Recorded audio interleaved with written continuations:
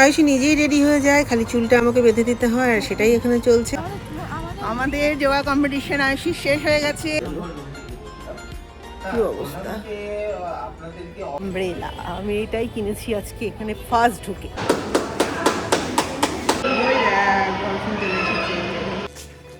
Hello everyone, আজকে আমরা বেরোচ্ছি হোটেল থেকে সকাল সকাল 10টা বাজে। আর আজকে আমরা যাব হচ্ছে এখানে সায়েন্স সিটি আছে, সায়েন্স সিটিতে। আর তারপর কিন্তু আমরা সেখান থেকে চলে যাব নিউ দীঘা বিচে, সেখানে একটু ঘুরে নিয়ে প্ল্যান আছে দুপুরে লাঞ্চ, অ্যান্ড লাঞ্চের পর একদমই উদয়পুর অ্যান্ড তালসারির দিকে যাওয়ার। তো যেখানে যাচ্ছি সঙ্গে থেকেও অর্পিতা কর্মকার অফিসিয়াল ইউটিউব চ্যানেলটা অবশ্যই ফলো করে নিও, সেখানে কিন্তু ফুল ভিডিও তোমরা পেয়ে যাবে। এটা হলো দীঘা সায়েন্স সিটি, এখানে প্রচুর জিনিস আছে দেখার। আর এটা যে টিকিট চার্জেস আছে সেই চার্টটা আমি তোমাদের সাথে শেয়ার করে দিলাম, দেখে নাও। এখানে সমস্ত প্রাইসগুলো আর টাইমিংটা তোমরা পেয়ে যাবে। এই হচ্ছে সায়েন্স সিটি, এখানে অনেক কিছু আছে। সায়েন্স সিটি যেহেতু শিলিগুড়িতে আছে, কলকাতা সায়েন্স সিটি ঘোরা, তো ভাবছি শুধু মিউজিয়ামটাই দেখবো, আর শোগুলো এখন করবো না। খালি খালি শোগুলো দেখে সময় নষ্ট করে লাভ নেই, মিউজিয়ামটা দেখে ওদিকটা একটু পার্কটা ঘুরে বেরিয়ে যাবো।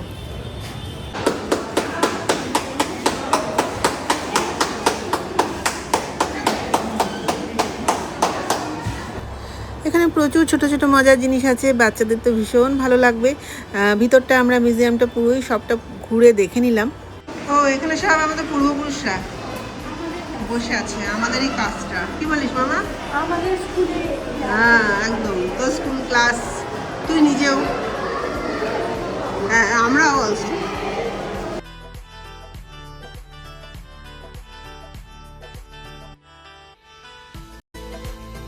ছোট্ট মাছগুলো কি সুন্দর দেখতে, কালারফুল, কি ভালো লাগছে, দারুণ। নাম হচ্ছে টেরটা।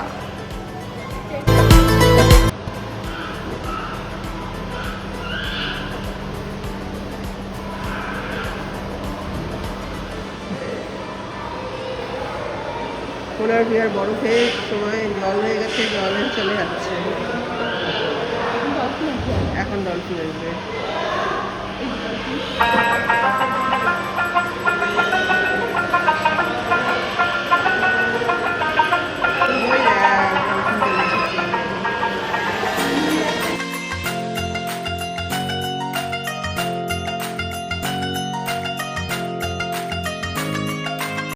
এমনি ওভারঅল ভালো একদিন কাটানোর জন্য, বাট আমাদের অ্যাকচুয়ালি সবটাই দেখা, ওই টাইম পাস করতে একটু আসলাম, দেখলাম এখানকারটা কীরকম, এই আর কি। এই সাইডটায় পার্ক আছে, বাচ্চারা খেলতে পারবে, টাইম পাস করতে পারবে। কিন্তু যে রোদ, আমাদের সাথে বাচ্চাও কেউ নেই। এই যে একটা বাচ্চা আছে যে পার্কে যেতে ইন্টারেস্টেড না। এত ভিড় আর এত রোদ, বাপরে বাপ, ঘোরাই যাচ্ছে না। নিউ দীঘা বিচে এসছি জাস্ট দেখার জন্য, একটু দেখলাম ঘুরে। আমরা এখান থেকে এবার ব্যাক করব, লাঞ্চ করব, দেন আর কোথায় যাওয়া যাবে। জলের পিপাসা মিটছে না।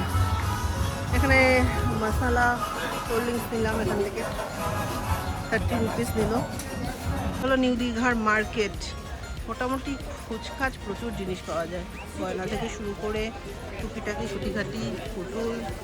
এখান থেকে আমি কিনলাম হচ্ছে এরকম একটা গোল্ডেন কালারের মিরর, যেটা আমার টাঙানো দেখে হ্যাং করা ছিল, দেখে খুব পছন্দ হলো, তাই নিয়ে নিলাম। এই যে এরকম একটা মিরর।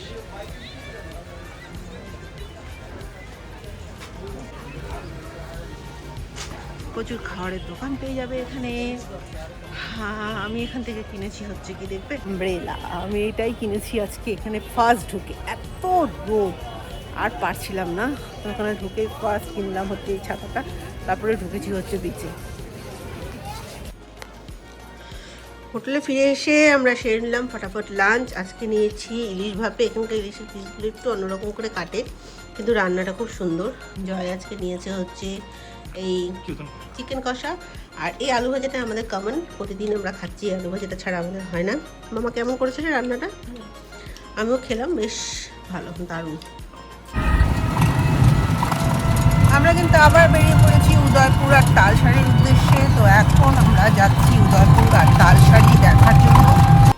উদয়পুরের সমুদ্র সৈকত শুনেছি ভীষণ সুন্দর, আর তালসারিতে নাকি অনেক লাল কাঁকড়া দেখা যায়। বাইকে করে বেশ অনেকটা দূর নিয়ে যায়, লাল কাঁকড়া দেখবো বেশ মনে আশা নিয়ে কিন্তু চলছি। নৌকো করেও কিন্তু ওখানে অনেক দূর ঘোরা যায়। তো এই হচ্ছে তালসারির বিস্তীর্ণ প্রান্তর, যেখানে প্রচুর ফটোশ্যুট আর রিলসের জন্য আদর্শ জায়গা। বেশ ভিড়টা কম, কিন্তু আমি যেই দুজন মানুষের সঙ্গে গেছিলাম তারা নিচে নামবে না, জলে পা ভিজাবে না, নৌকা চড়বে না। সো আর কি, রাগ করে চলে আসলাম। পরের দিন ছিল আমাদের কলকাতার বাস, মুখ গোমরা করে বেরিয়ে পড়লাম ওদের সাথে। ব্লগের আগের পার্টগুলো কিন্তু পোস্ট হয়ে গেছে, দেখে নিও অবশ্যই।